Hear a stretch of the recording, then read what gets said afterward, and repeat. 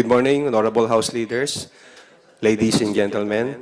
Welcome to our press conference today. I'm Ryan Ponce Pacpaco, and I'll be moderating our event.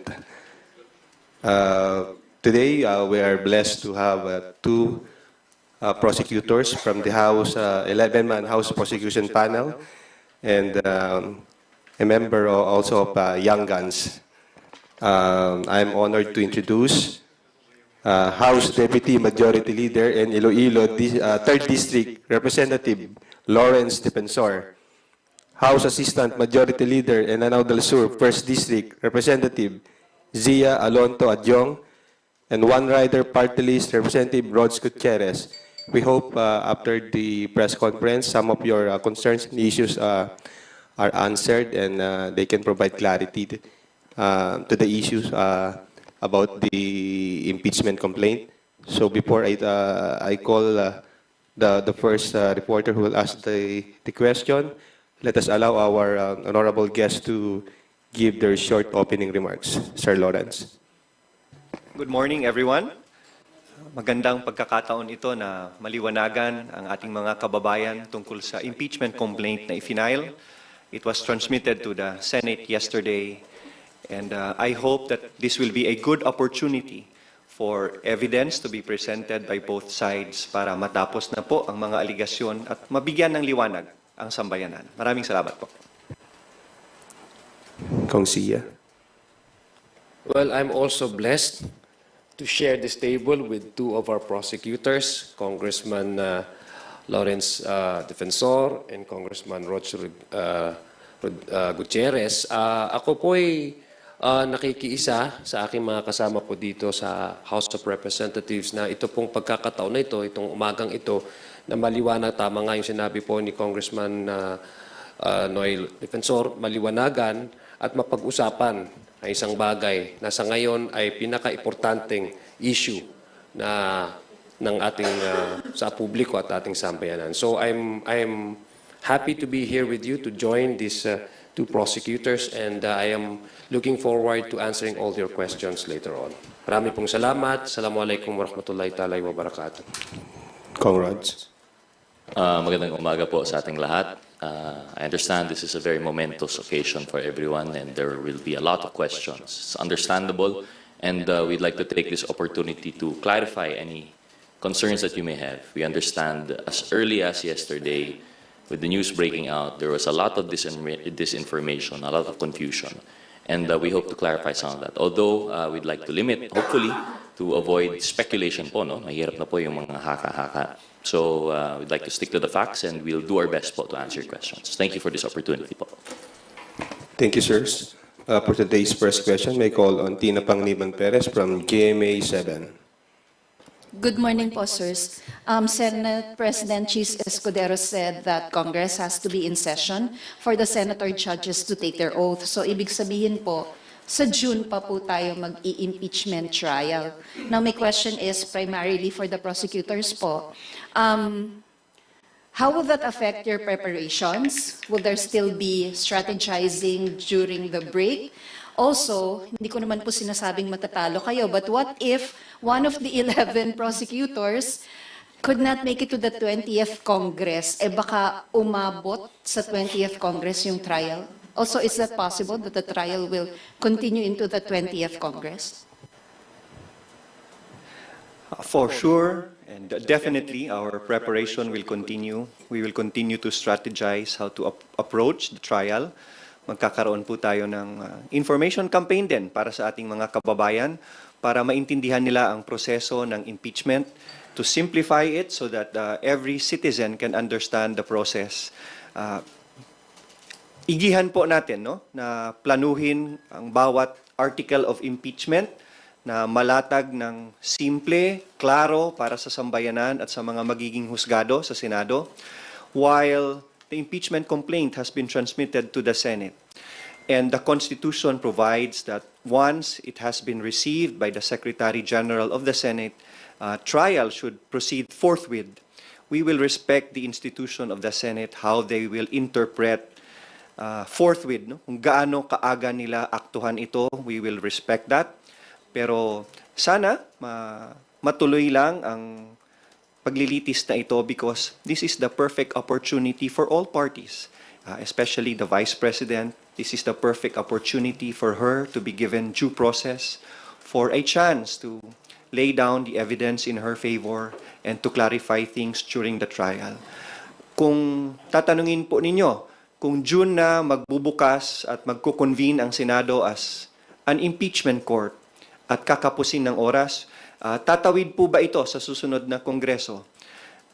It is possible, and yes, we will leave it to the Senate and to the rules of the impeachment court because what adjourned yesterday was our legislative calendar. Ibig sabihin, natapos po ang pag-exercise namin ng aming legislative power as Congress and as Senate. And an impeachment process is a sui generis or a class of its own. Kakaiba po itong proseso and it's not part of the legislative process. Nasa Senado po yan, how they interpret that. And since it is not part of the legislative process, pwede po nating sabing they can convene anytime that they are ready without waiting for session to open on June 2. And since it is not part of the legislative process, their rules may state that it may cross over to the next Congress. I heard the Senate President's interview earlier this morning, and he said that they will prepare first, and we respect that, and they have to update their own rules of impeachment, and we also respect that. So we leave it up to the Senate as a separate body and as an impartial body to be judges in the impeachment court how they will proceed with the impeachment process. Rog? Sir, ay, sorry po. Baka lang gusto niyo nang sagutin, sir, yung what if one of the 11 or some of the 11 will not make it to the 20th? You want to answer? Sure. I believe po, like sinabi po ni Kong Noy, that would really depend on the Senate and their rules. But as far as I guess we understand that it's just a position that is elected, and should there be a change in the composition, because we have to understand the Senate is a continuing body. The House of Representatives is not. If ever we have a new composition of the 20th Congress, then I think they will just elect a new set of prosecutors, if ever. It does not stop the process. As Kong Noy mentioned, sui generis, this is a special instance of a constitutionally mandated function of Congress. So I think patuloy pa rin naman po yun. Tama si Congress on the Senate rules of impeachment. Kung meron po tayong isang kasamahan sa House of Representatives na hindi papalarin at hindi makakatuloy sa 20th Congress, if the Senate rules on impeachment will provide that private prosecutors can participate during the impeachment trial, then maybe they can continue as private prosecutors. So it would all depend on the impeachment court once they convene and they set forth their rules of impeachment. Dadagdag ko lang po no, sa mga dalawang prosecutors po natin. I think the Constitution speaks about the Congress, the House of Representatives tries, and then the conviction is on the Senate mandate po, no, according to Constitution. But sa pagkakaalam ko po, the process of the impeachment is not, it's not really tied up with particular members sitting in a particular Congresses. That's why it's very, kumbaga kung titingnan niyo po sa Constitution, it's the Congress. So meaning to say, it's the institution that tries and convicts. Number two, as far as the impeachment or the Senate convening into an impeachment court, tama nga po yung sinabi po ni Kong Noy at saka ni Kong Rog, that would depend on the rules that they would adopt. Because since magko-convene po sila sa impeachment court, nakita po natin during the time of former President Estrada and former Chief Justice Corona, they have adopted their own rules. So maybe that's the reason why Senator SP, Jesus Escudero, is trying to convey to the public that they're preparing because they need to adopt first yung kanilang rules. But sa amin po dito sa House of Representatives, we really respect the position of the Senate. As para naman po sa amin dito sa House of Representatives, we have established yung constitutional mandate po dahil may 30 complaints na binigay po sa atin dito. Pangalawa, yung urgency po ng complaint na ito. As long as we did our job and we have shown to the people that indeed the issue on impeachment complaints that were transmitted or that was endorsed to us, yung 3 complaint, were given primacy in credence and were given also their due value. So yun po yung ginawa natin dito. pinakita lang po natin na when it comes to issue of impeachment, the dictation of the Constitution is of top priority of the legislators here in the 19th Congress. In addition lang po, no, Ma'am Tina, in addition also to the answer of Kong Noy in relation to the preparations of the House, as we mentioned, the House will not shy away from its constitutional duty. Verily, we have already initiated the impeachment complaint as mandated by the Constitution. And in addition to that, we will not shy away from the preparations too. As we speak, the House leadership is already preparing the impeachment secretariat. So we will be prepared if ever the Senate does indeed interpret that they could proceed with trial as early as March. We will be ready. If they decide that it will continue after June 2, well, we'll be even more ready. So yun na po siguro. Sir, follow-up ko lang po yung impeachment secretariat. Who will compose that and what will their duties be? To answer that po, no, it's still not clear. Of course, it's been a while, but the impeachment secretariat will cater to all the needs that the House would have in relation to the sui generis proceedings. So anything, I think it would be from the top down regarding logistics, regarding support. It should be separate from the legislative function of the House. So that's all that we could say po siguro at this moment. Thank you po, sirs. Thank you, Tina. Let us move on to the next question from Net25, Big Sumintak.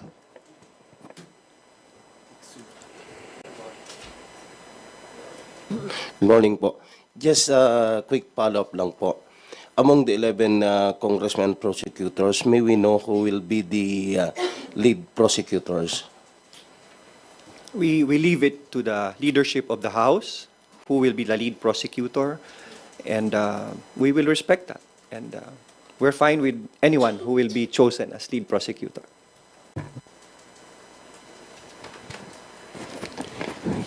Thank you, Vic. Bibian Gulia from ABS-CBN. Good morning, Kongs. Tama po ba yung intindi ko sa mga answers ninyo kanina? Okay lang po sa inyo na June na mag-start after the elections yung trial. There's no call to hold the trial during the break? Since the Constitution provides that trial shall proceed forthwith, if we interpret forthwith, dapat po sana as soon as possible yon.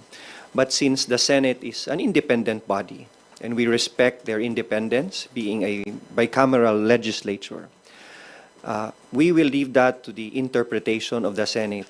I will refuse to comment on how they should act because they will be judges in this impeachment trial.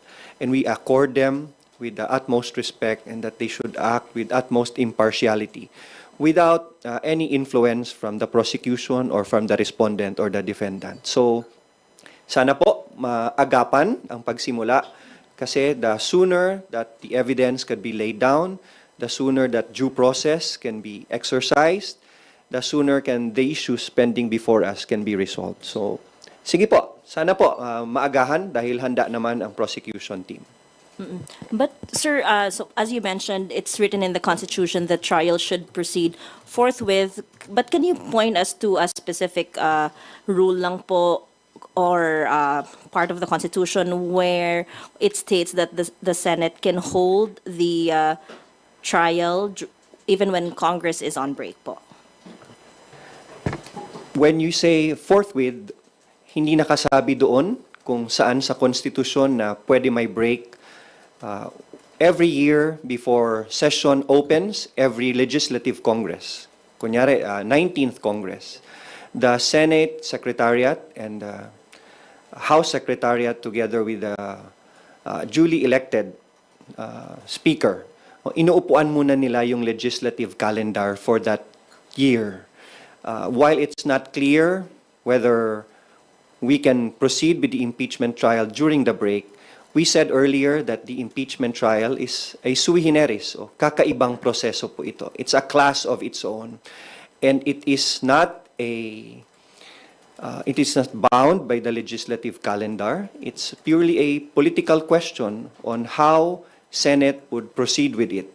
So, yan po ang sagot dyan, no? Hindi po nakatali yan sa black and white. And we will see how the Senate would react on and act on the impeachment complaint. Sir, baka lang din po meron kayong comment dun sa sinabi ni SP Cheese na unfair na madaliin sila dahil 2 buwan daw po inupuan ng House ang impeachment complaints. Well, again, we respect the position of the Senate President. In fact, it has been discussed, explained naman po ni Congressman Noy that they have their own rules. We don't want to at least influence the impartiality ng mga senator judges. We will just wait for the Senate to convene as an impeachment court. Sa amin po, as long as we have already relayed and we have displayed the urgency and the priority that we have established that these impeachment complaints should be given primacy and should given priority, it's up to the court, no, the impeachment court, the Senate. When will they convene as a impeachment court? So yun lang po yung amin. There's no prescriptive time naman po, prescriptive time na sinabi po sa Constitution that once it is filed, once it is transmitted to the Senate is bound to, for example, a certain number of days to convene as an impeachment court. So it's up to how the Senate will define and will act on the wordings of the Constitution na sinasabi po shall act forthwith. As far as we are concerned, we take that as immediate and urgent. Okay. Sir, doon naman sa mga prosecutors, paano po yung hatian, division of labor doon sa 7 articles of impeachment? Sinong congressman ang mag-handle ng specific articles po?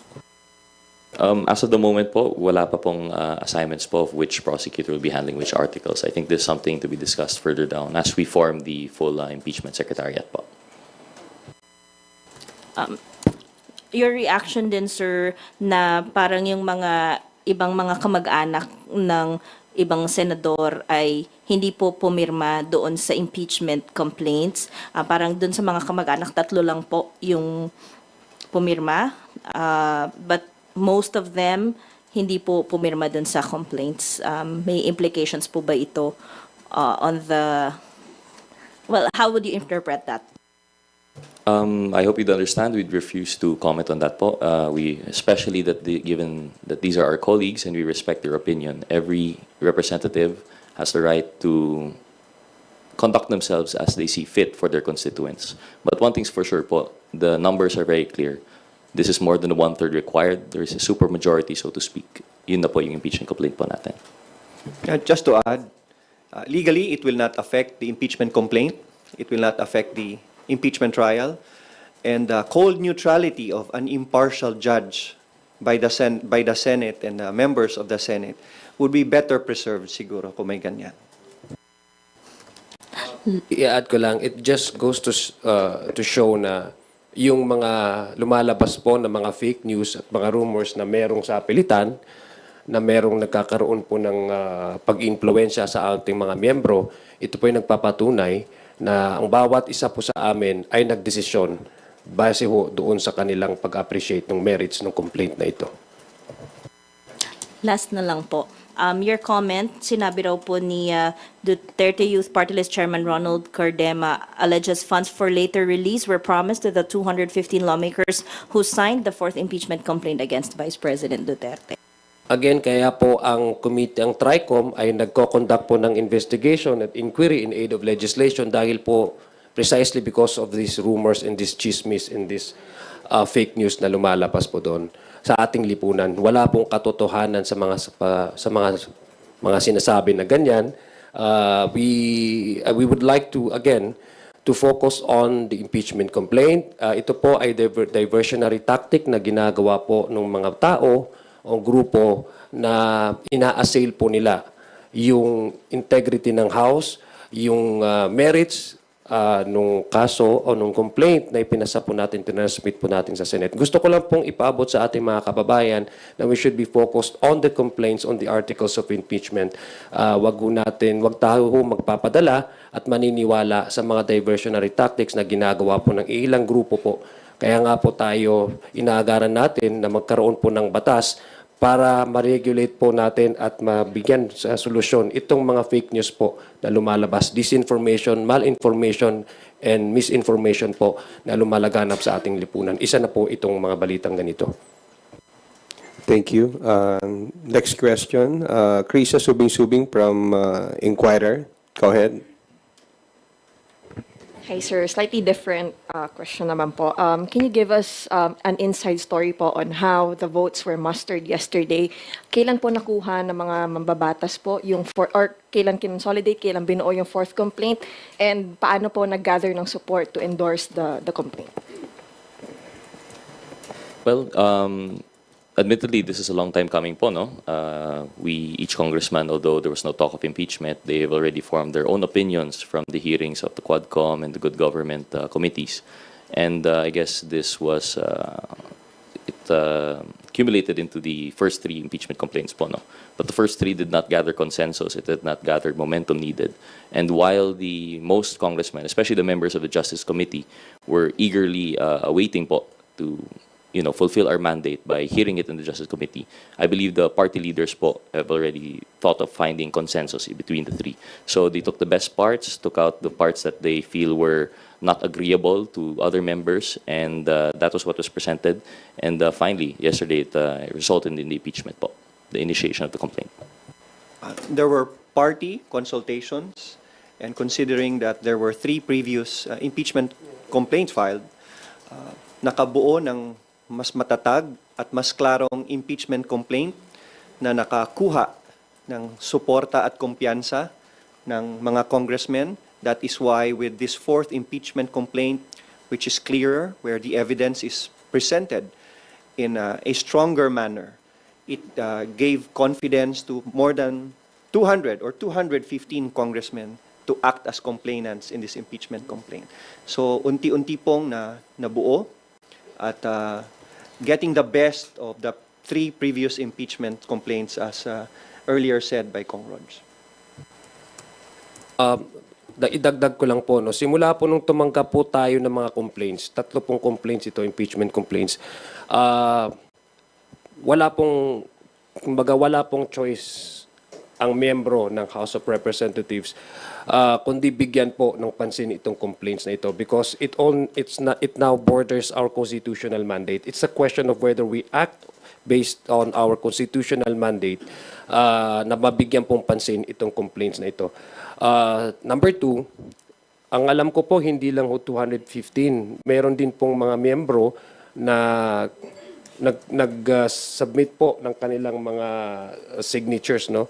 Kung titingnan po natin nasa 225 na po kung hindi ako nagkakamali. But the signatures that appeared to be initially published in the media at saka yung nalakap po natin ay 215. Those are the members who were physically present during yesterday's filing of the fourth complaint. Meron din pong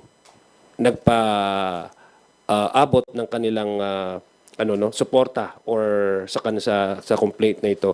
Although I don't know how they would be able to be included in as complainants to amend the 215 to make it the 225 kung di ako nagkakamali. But that would depend on, I guess, on the court, on the Senate acting as impeachment court, whether they would allow such amendment to the complaints, number of complainants. May follow-up lang po.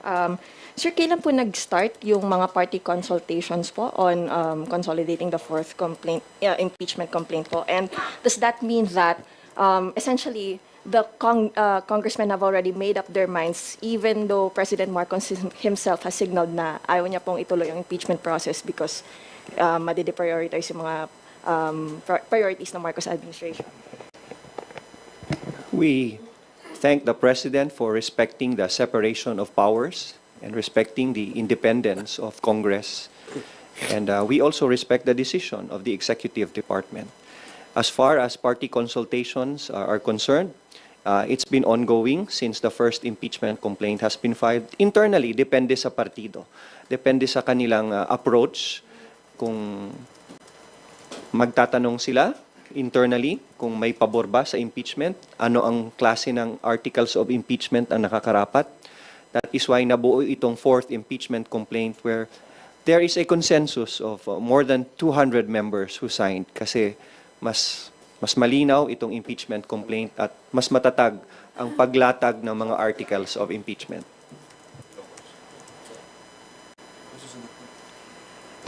Thank you, Krisha. Next question from Billy Vegas of Abante Politico.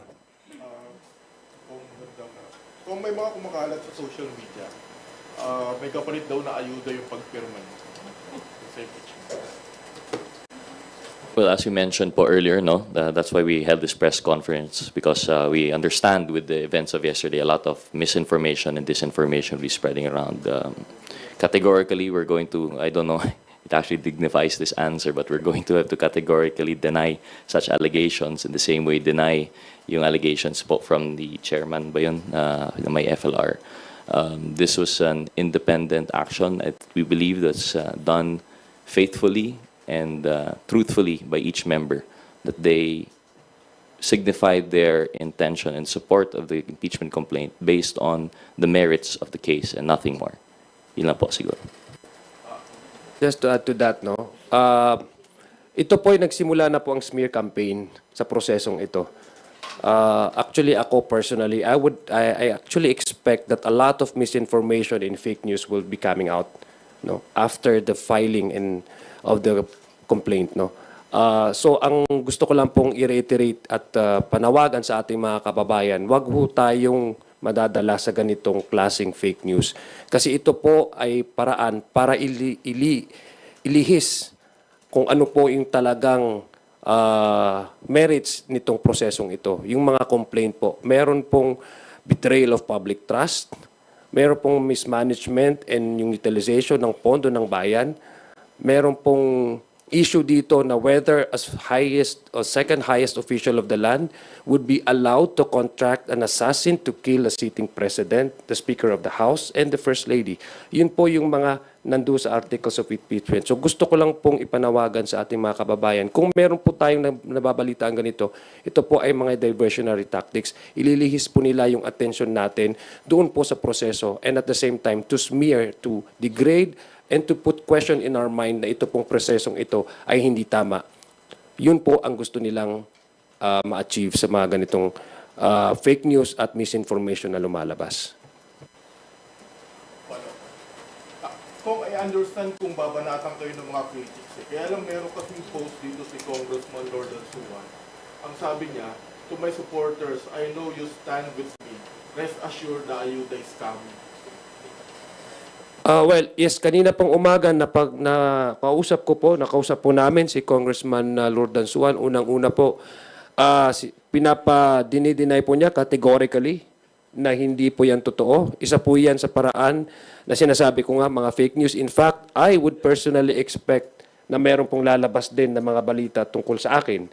So ito po, sabi ko nga po, simula po nung nagkaroon tayo ng impeachment process, unti-unti pong lumalabas ito na pinipreempt nila po yung magiging resulta nito at dinilihis po nila yung atensyon ng ating taong bayan. I would personally say that Congressman Lordan Suwan is one of the most decent members of the House of Representatives. Hindi po niya ugali na kung basta-basta lang siya maglalabas ng ganong klaseng information na alam naman po niya na po pwedeng makasira sa kanya. Number two, wala pong katotohanan yan, yung mga ganyang balita na meron pong ayuda na kapalit. Ito po ay isang constitutional obligation na binigay po sa amin ng Constitution.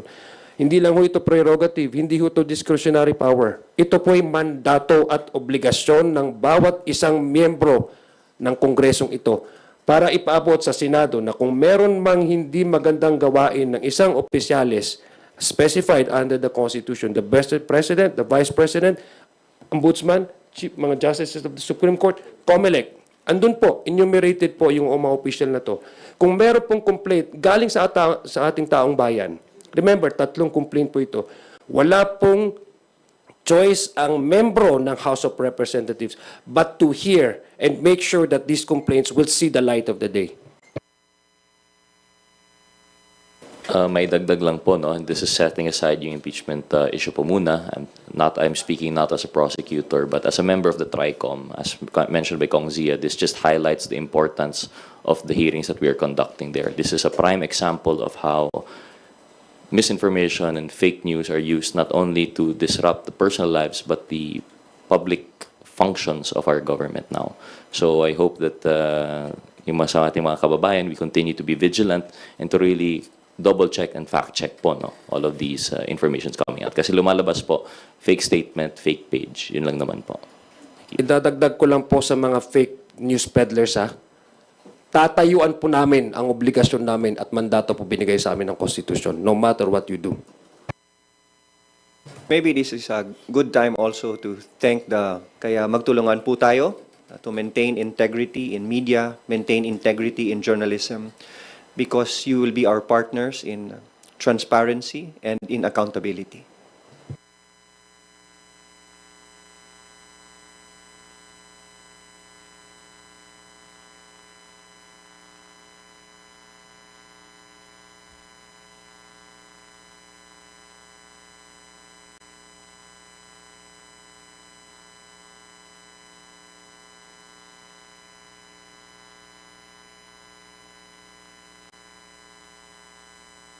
Again, gusto lang ho namin balikan yung sinabi po ni Congressman Noy Defensor, no.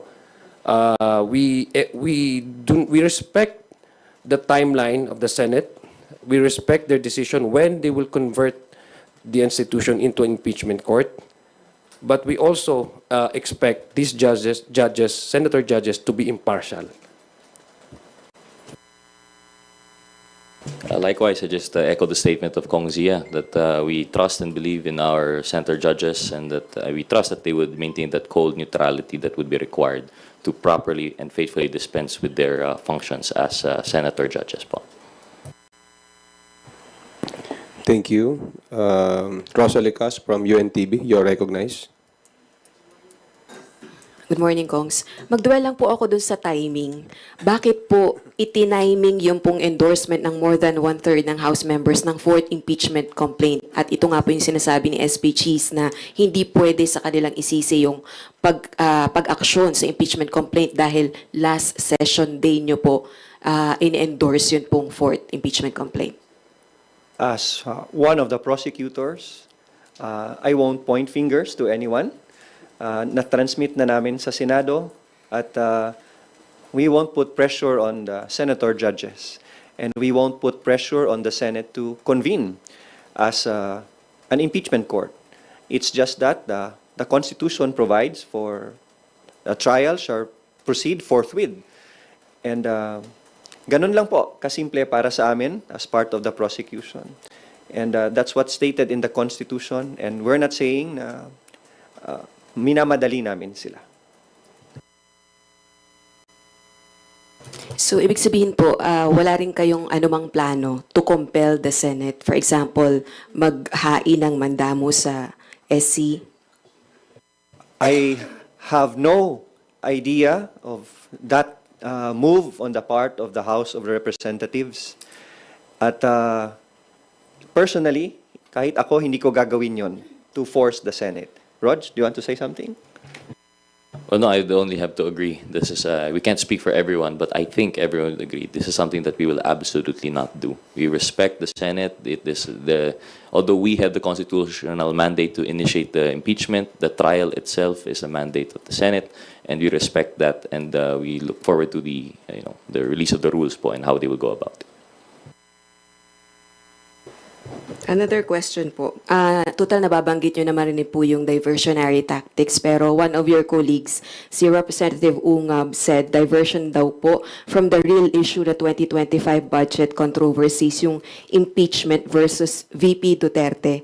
Ano po yung take nyo dito? And sabi niya rin po ay futile exercise na raw po dahil when Congress resumes on June 2, 6 session days na lang po ang meron at sinedya na po on June 13.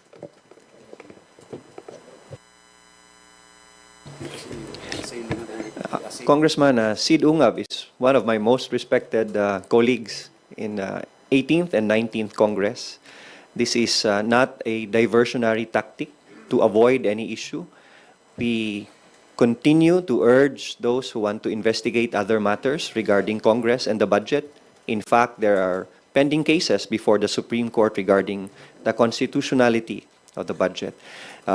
We are doing our constitutional mandate to act on the impeachment complaints.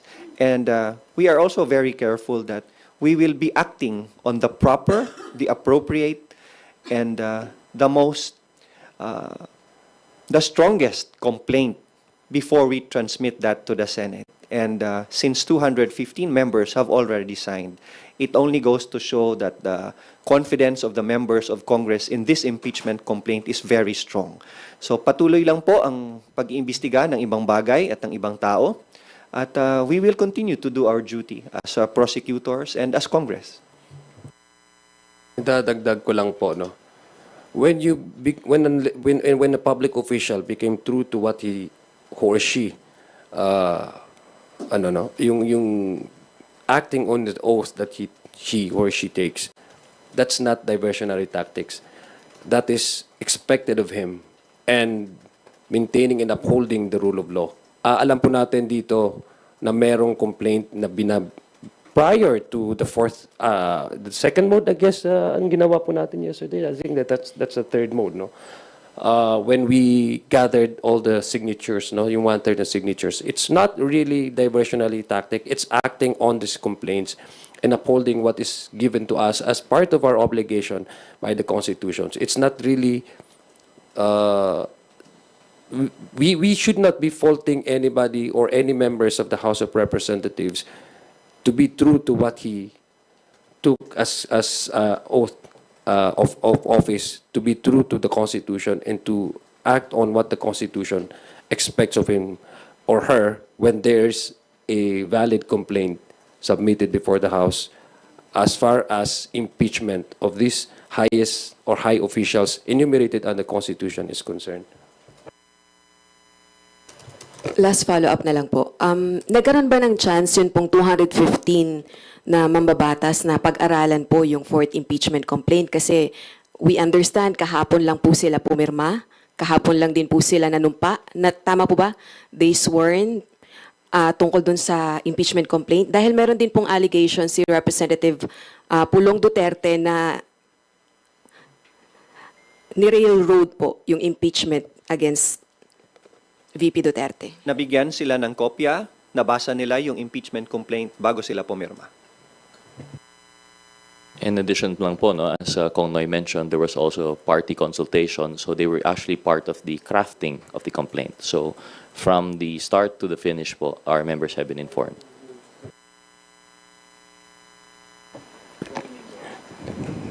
Gusto lang po natin emphasize, no, 215 members of the House are the complainants. So wala pong, ito pong proseso na ito ay nandyan po sa ating saligang batas. Hindi po railroading. That's just what is one of the ways on how to forward the impeachment to the Senate. No, wala pong railroading. It's laid down in the House in the Constitution that once you secured a 1/3 of complainants from the membership of the House of Representatives, then it goes directly to the plenary. Thank you. We will take a question now from Marian Enriquez of TV5. Good morning po. Follow-up lang po ko dun sa questions nila Ate Rose and Ate Vivian regarding nga po sa statement ni Senate President Jesus Cordero na yun nga, medyo unfair daw na 2 buwan po nating inupuan dito sa Kamara. Ito po nga mga impeachment complaints. So I just wonder po, what really happened doon sa 2 buwan po ng, since December may party consultations, I understand, and hindi nyo naman po minamadali no, kung kailan po sila magko-convene, and understandably, June pa, kasi may session. Pero wala po ba kayong regrets na tutuluyan din naman po palang impeach si VP Sara, pinaabot nyo po sa last session? Were there any regrets? What happened po really? Like, naka-apekto rin po ba? Ano yung influence, of course, of the President, may mga considerations like the elections, the campaign. Baka pwede po kayo mag-share ng sentiment niyo. No regrets because we filed the best impeachment complaint there is. And we leave it to the Senate for them to study it, for them to prepare their rules, update their rules of procedure for the impeachment trial. And we leave it to each and every senator to study the impeachment complaint and the articles of impeachment. Kaya po sinasabi namin na kahit tumagal sa amin, ay nabigyan naman ng panahon ng mga partido na magkonsulta at magsuri, and we will give that same opportunity to the senator judges once they convene as the impeachment court.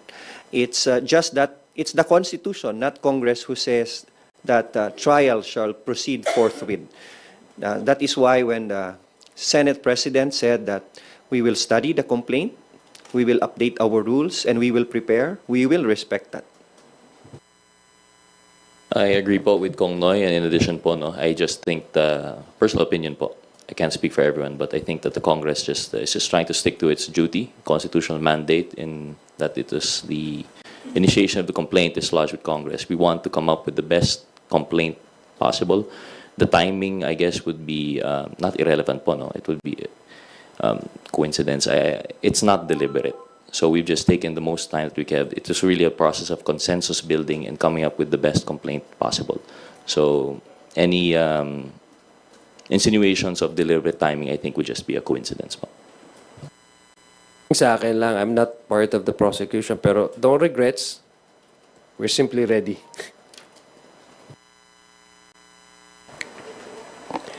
Thank you.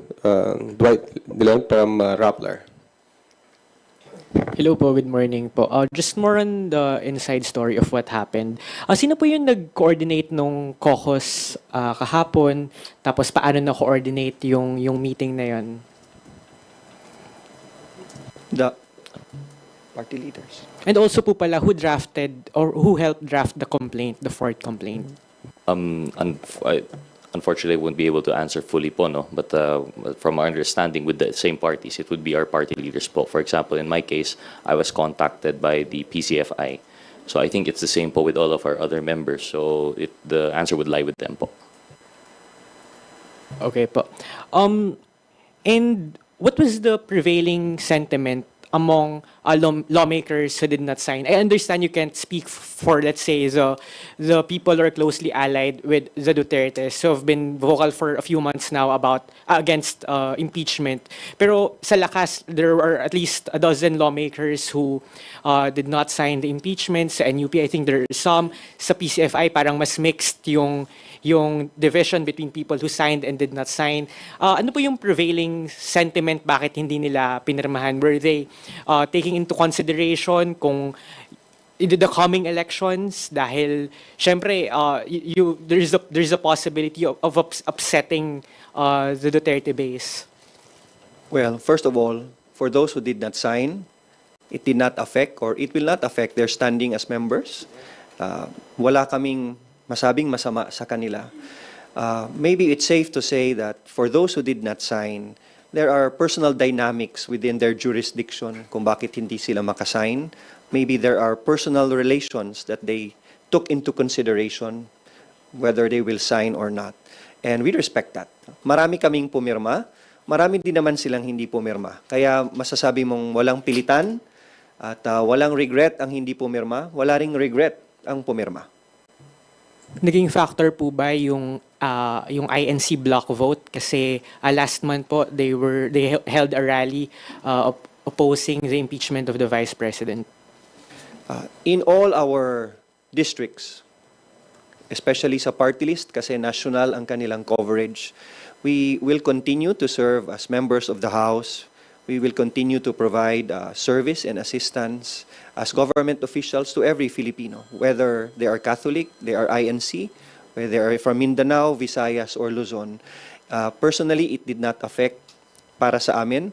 This is a judgment call as part of the House of Representatives, as lawyers, that there are serious and grave grounds to consider an impeachment trial.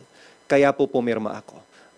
It's part of my duty to participate in an impeachment trial where there is a clear violation of the provisions of the Constitution, especially if there is betrayal of public trust and high crimes. Kaya yun lang po ang naging konsiderasyon and nothing else. And last na lang po from my end, why risk the possibility of being challenged at the Supreme Court?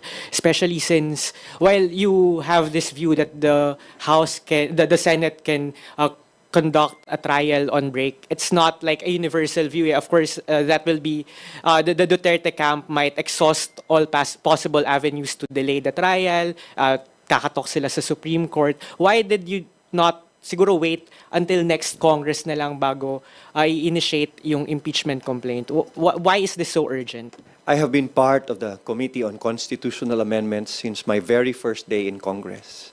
And every opportunity for Congress or Senate to elevate an issue to the Supreme Court gives us more clarity when the Supreme Court interprets the Constitution, not only in amending the Constitution, but in interpreting impeachment proceedings under the Constitution.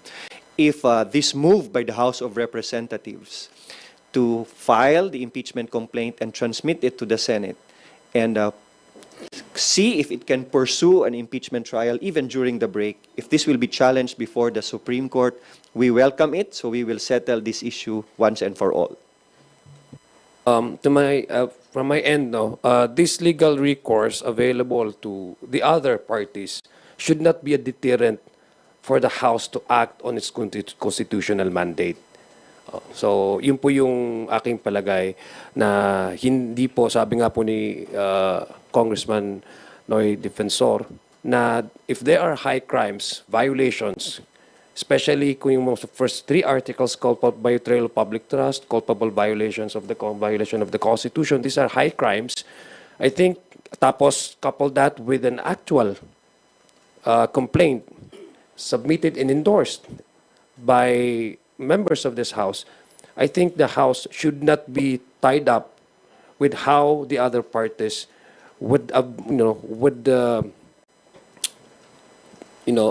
a matter of legal recourse available to them, na tied up kami doon sa magiging response ng other parties. So, focus lang po ang House of Representatives doon sa pagbibigay liwanag at pagbibigay diin at pagbibigay primacy consideration doon po sa mga final na mga impeachment complaint dito po sa House of Representatives.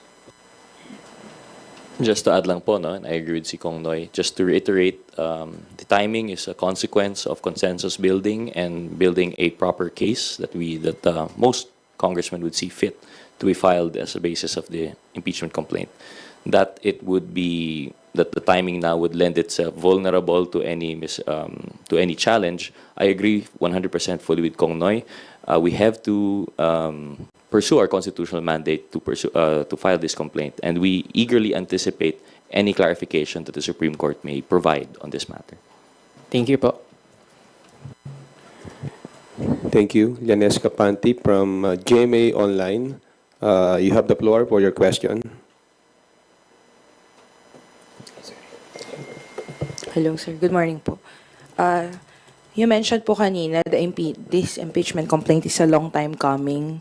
So, would you say that this impeachment of the Vice President is a logical conclusion given what you've discovered during the House inquiry?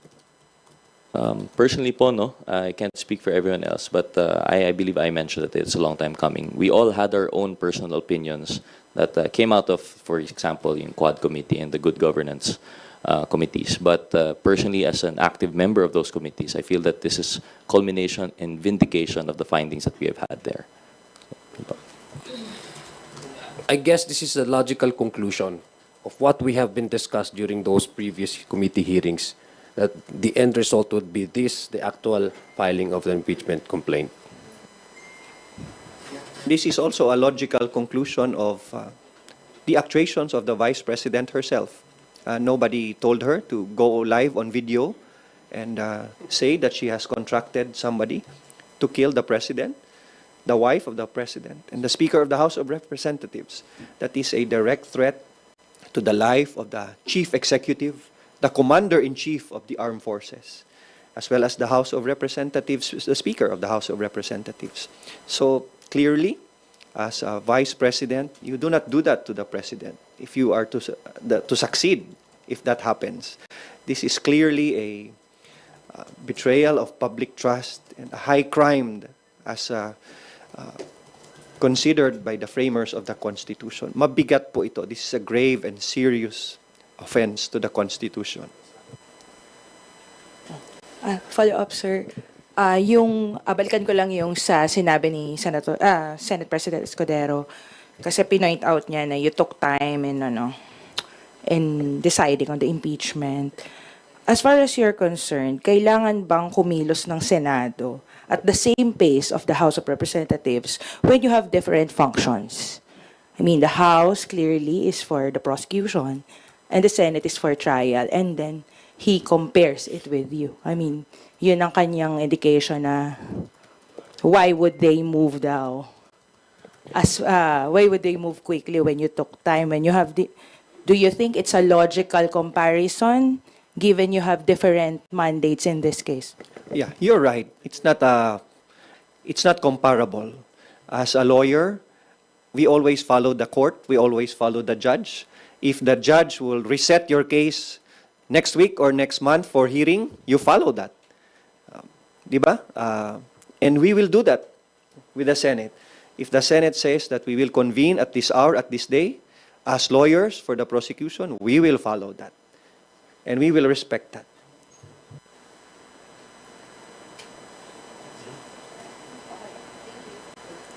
Thank you. Tina Panganiban Perez from GMA7.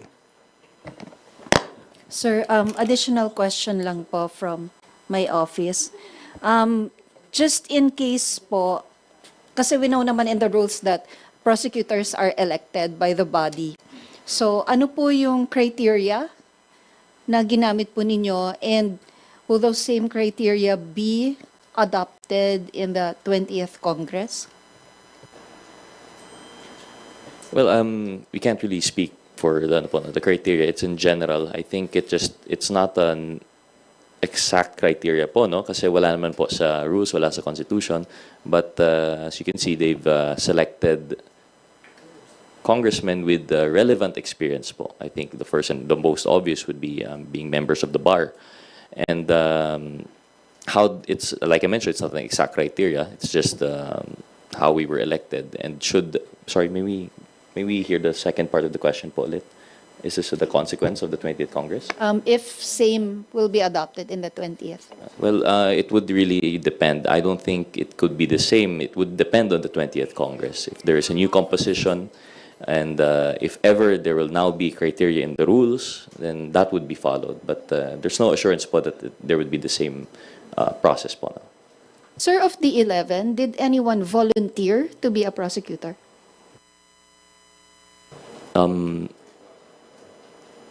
To volunteer, none that I know of, none that stepped forward. We were elected by our peers, and we accepted it as our constitutional duty. But again, I cannot speak for the other prosecutors. I'm only assuming that the experience would be the same as mine.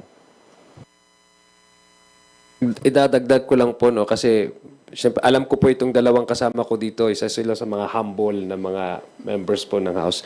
Ang nabuo po na prosecutor, lahat po magagaling, ang mga abogado na mga membro ng House. Ito po sa mga prosecution team, ang gagaling po nila ng mga litigator. Yun lang po. Kasi alam ko hindi nila sasabihin yun. Thank you. Let's call on Red Mendoza from Manila Times. Hi po. I know na medyo mabibigat yung mga tanong ko. First off, kasi I know that the Dutertes are very, very much popular, and they still are very much popular. So, of course, it's election time, 2025, especially malapit na yung campaign season. And I'm seeing posts on social media na yung ilang mga pumirma ng impeachment complaint, tinatanggalan na yung mga mukha nila sa mga posters nila dahil sa galit nila sa impeachment. There is a considerable blowback against doon sa mga pumirma, doon sa mga prosecutors and all. So, in your opinion po ba, kayo mga pumirma, would it affect your electoral chances sa 2025 election given na the people still support the Dutertes, and of course, sa inyo may mga kalaban na pwedeng gamitin yung mga kalaban ninyo as a leverage against your bids? Well, if someone from Mindanao, alam ko po yan. Naintindihan ko, hindi ko lang ho naintindihan, nararamdaman ko po. Pero tama po yun, once you're elected to an office, you are expected, not only by the Constitution, by the people, to act on a certain ways. No? Kailangan, you have to maintain and uphold the integrity of your office.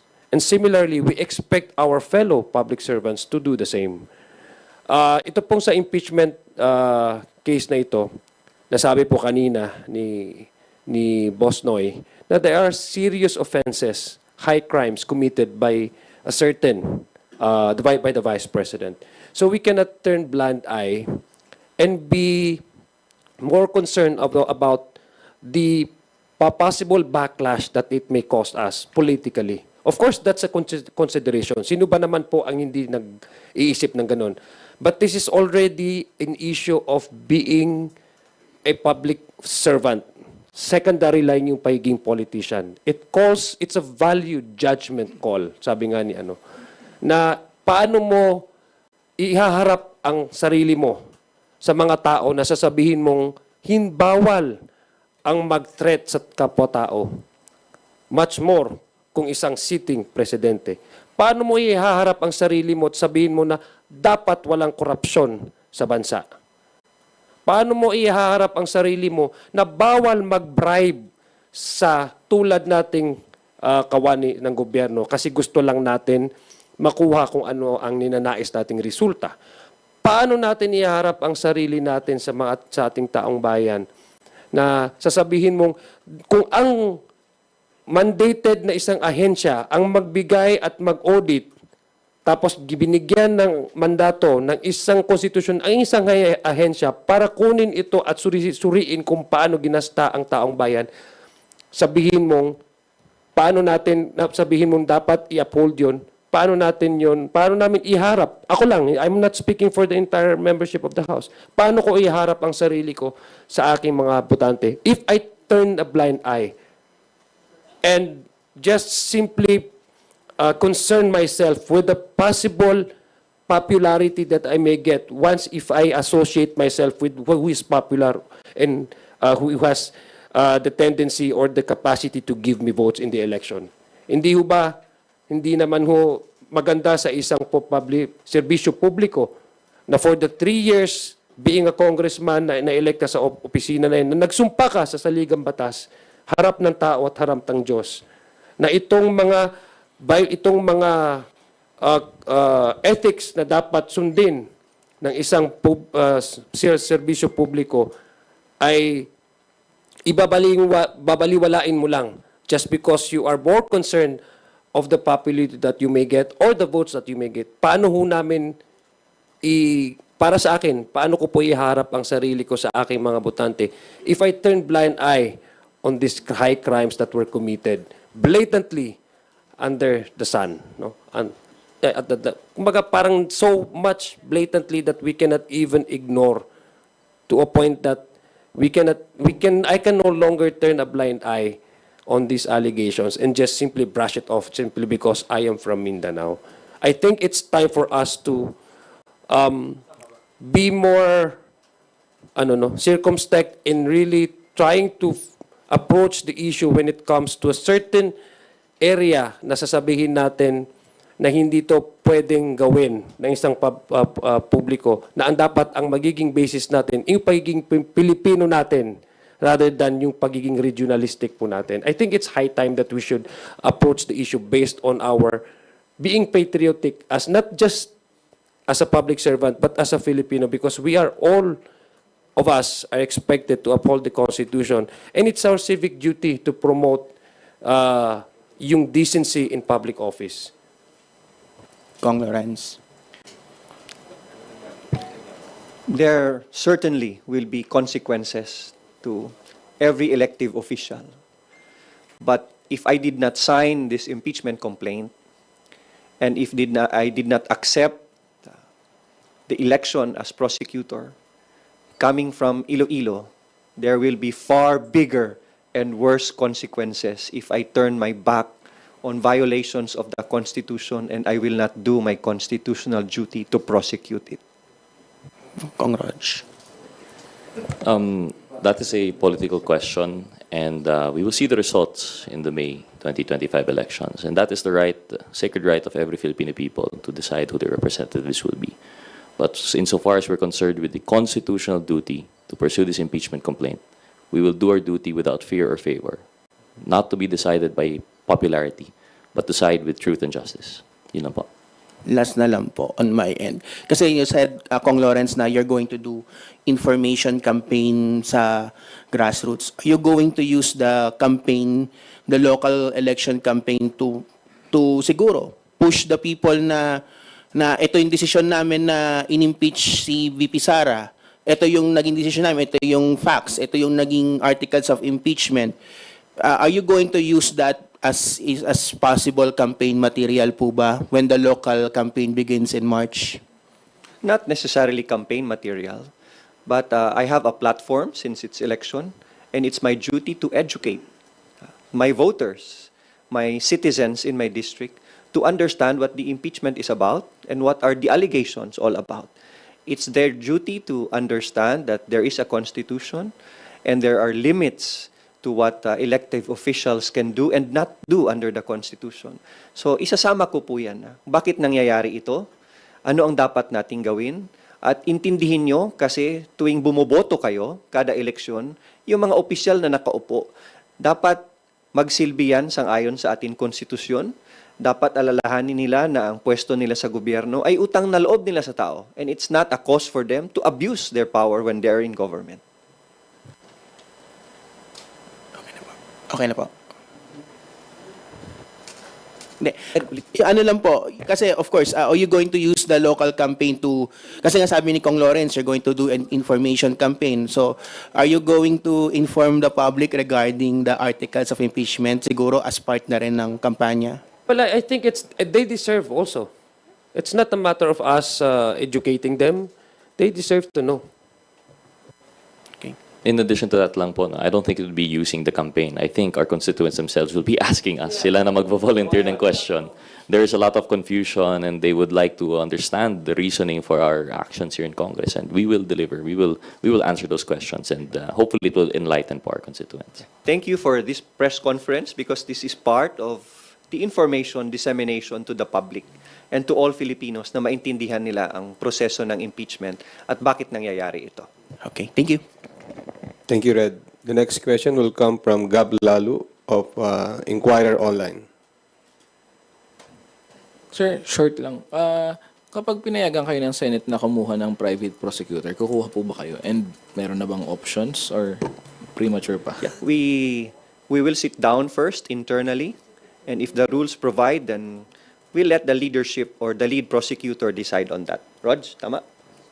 I agree fully. As we mentioned, we don't have any formal structure yet, but everything, as soon as we have information, we'll be sure to let you know.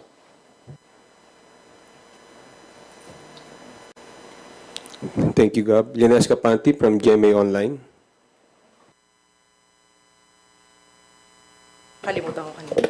Sir, may appeal lang from the Makabayan block and yan, they are one of the complainants. Mag-consider ba kayo hiring private prosecutor from the ranks of the complainants? Not necessarily yung Makabayan lang, pati basta yung tatlong grupo na yun. There are lawyers in their ranks. Are they being considered as part of the prosecution team bilang private prosecutors? We can't speak for the wisdom of the lead prosecutor, seeing as no one is designated yet. But we won't say no to anything po. We can't decide yet now, and should we have more information, we'll let you know po. Personally, we are open to welcoming more prosecutors, especially from the private complainants. Yes. Just to add to that, no, of course, the prosecution team wants to see, wants to see, kasi kaya nga may impeachment tayo because that's actually what the prosecution wants to see, di ba? A conviction. So, if it will reinforces, no, yung strength ng prosecution, then I don't see any reason why there shouldn't be any other additional, no, private lawyers. But again, that would be discussed and that would be decided by the prosecution team internally. And with the leadership, of course. Sir, ano lang pahabol, may humabol pa ba sa 215? As mentioned by Congressman Zia, I believe that some congressmen have signified their intent to add themselves as complainants. I forgot the number, but I think it was 225 na po. 24. So 239 as of now and counting. But as Kong Noy mentioned, the decision of whether or not they would be allowed to be, amended into the complaint as additional complainants would depend on the rules of the Senate when they release the rules for impeachment. So it would depend there. But as it stands, with 215 complainants, which is more than 1/3 required, the impeachment is sufficient naman po in form and substance, we believe. Dadagdag ko lang yung 1/3 na vote based on the actual membership. Na 306 ata yung members, no? So that's 102. So it's more than the required number of signatures for the plenary to act on the impeachment complaint directly to the plenary. Sirs, meron lang dalawang phone-in questions from Earl Tobias of IBC News. One of the grounds for impeachment, Article 5, says the respondent committed high crimes, including the high crime or murder. Paano po nagsimulang mabuo ito at paano ang magiging paglalatag ng ebidensya? I hope you understand that we wouldn't be ready to talk about this in detail, given that this would be an active case and we would be preparing for it. But in general, po, Article 5 in relation to respondent committed other crimes, including the high crimes of murder and conspiracy to commit murder, is in relation to extrajudicial killings, po. Thank you. Another phone-in question from Kenneth Basilio of Business World. Would President Marcos be calling for a special session to allow the Senate to start BP Duterte's impeachment? We cannot speak for the President. We cannot speak for the Executive Department. And we respect the separation of powers. We even respect our separation with the Senate as the prosecution and as senator judges. So we won't speak on that. Oh, okay. Sandro Chona from Billionaire TV. Okay. Hindi, ito nga. Follow up na lang. Hindi, before you pala, sorry. Chris Subing from Inquirer. Nawala eh. Sir, sorry. How confident po ba yung prosecution team na you'll get a conviction po? We're very confident. In fact, 215 already signed. So it means that the impeachment complaint is very strong and the arguments for the articles of impeachment is based and grounded on solid evidence that would secure a conviction. Krisha? Members po ng prosecution panel po, I noticed are neophyte lawmakers po. And in contrast, yung mga posibleng maging senator judges, for example, Lauren Legarda, she has seen 2 previous impeachments. So, can you talk about strategy on facing the future senator judges po? We won't tell you our strategy, that's for sure. But during the course of our preparation, we will update you. But certainly, there will be strategizing, but I won't tell you about it. Thank you, Krisha. Janelle Subing from Inquirer. Okay, guys, for today's last question, we call on Mela Lismoras from PTV4. Hi, good morning, Kongs. Isa lang naman po itanong ko. Kahapon kasi sa plenary session, sinabi nga ni Speaker Romualdez, as the 19th Congress nears its conclusion, let it be clear our commitment does not wane with time. It strengthens, it sharpens. Marami na tayong nagawa, pero hindi pa tapos yung ating mission. Just lalo na yung mga kababayan natin nakaabang yung sa mga hearings, sa mga bills dito sa House, ano po yung mga ine-expect pa ng, ano pa yung mga pwedeng expect ng ating mga kababayan bago matapos yung 19th Congress? Kasi we understand, meron pa tayong fake news hearing, meron pang murang pagkain super committee, yung wage hike bill nasa second reading pa lang. Ano po yung mga pwedeng asahan ng ating mga kababayan, yung commitment pa ng Kamara hanggang bago nga po magtapos yung 19th Congress? Yes, patuloy-tuloy pa rin po yung ating mga committee hearings. No? Alam ko on recess tayo, pero may mga pending legislation po pa po na considered to be priority ng ating leadership. So tuloy-tuloy na po yan. Tama po yung sinabi mo. Andyan rin po yung TRICOM. I think hindi ako nagkakamali, magkakaroon din po ng follow-up hearings ang TRICOM, maybe ang Quad, magkakaroon din po ng succeeding hearings while on break. Pangalawa, yung tanong niyo po kanina, do we expect na unang-una, we have already delivered 100% yung mga nasa LEDAC priorities. So ito po yung kaya nga po tayo ngayon we have more time to conduct investigation in aid of legislation to mga inquiries because we have already fulfilled and delivered the LEDAC priorities as indicated doon sa mga priorities po ng ating administration. So of course, while on break, magkakaroon din, expect po na mayroon pong mga hearings na So marami po kung kayong trabaho, House Media Corps. So marami po tayong gagawin pa. So just in addition lang po, I mean, I think Kong Zia summarized it well. There was plenty of action that would allow the committee chairman to have their hearings during the break. And I think, although I think it was already briefly mentioned by Kong Zia, contrary to popular belief, Quadcom is not meant for persecution. Tuloy pa rin po yung ating inquiry. I believe last time we're picking up from yung investigation into yung TARA system, yung sa BOC. We also have further investigation into yung drug syndicates that were in relation to the BOC, yung smuggling. And of course, we also have yung TRICOM, which only was organized last week.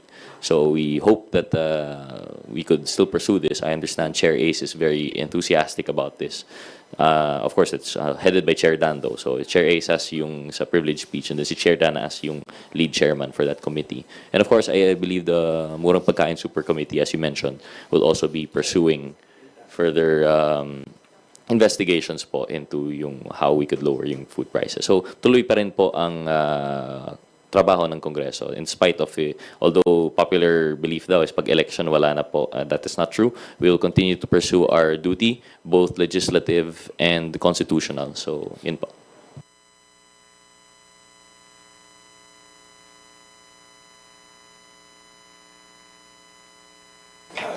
Thank you. Before we conclude our press conference, we invite our honorable House leaders to give their short closing remarks. Maraming salamat po sa pagkakataong binigay niyo sa amin, magbigay ng liwanag tungkol sa impeachment complaint na nakatransmit ngayon sa Senado. At makakaasa po kayo that we will be models of statesmanship in the conduct of this impeachment trial, and we will be as transparent as possible, and we will accord due process to all parties so that they will be given a fair trial so that justice can be served for the Filipino people. Maraming salamat po. Likewise, thank you po sa inyo, our friends in the media. I understand there were a lot of questions, and I'm sure there are more questions. Hindi pa namin masagot lahat. We will try to fulfill our duties and mandate faithfully, and once we have more information that we could share, we will be more than willing po to let you know. So we'll keep you updated, and we hope to have more of this. Thank you very much po. Para po sa akin, maraming salamat po sa ating mga media friends sa pagkakataon ito. Naliwanagan po yung mga gusto nyong maliwanagan. Sana po ay nakapagbigay kami ng mga information at mga update po sa inyo para po mas mapaganda at mas maliwanag itong usapin na ito ng impeachment po. So ako po ay masaya dahil kasama ko po itong dalawang prosecutors na ito, mga magigiting, mga gandang lalaki, mga galing na mga miyembro po ng House. Again, we thank you, House, our media friends, our media partners. We thank you for your time, and we hope that we can engage with you more as we go along with this impeachment process. Marami pong salamat. Magandang hapon po sa ating lahat. Assalamualaikum warahmatullahi ta'ala wabarakatuh. Thank you, Deputy Majority Leader Lawrence Defensor, and One Rider Party List Representative Rose Gutierrez, who are both members of the 11-man House Prosecution Panel, and House Assistant Majority Leader Zia Alonto Adjong for joining us today. To everyone, magandang tanghali, maraming salamat po. At sa mga ko-cover ng national campaign, ingat po. Okay, let's go.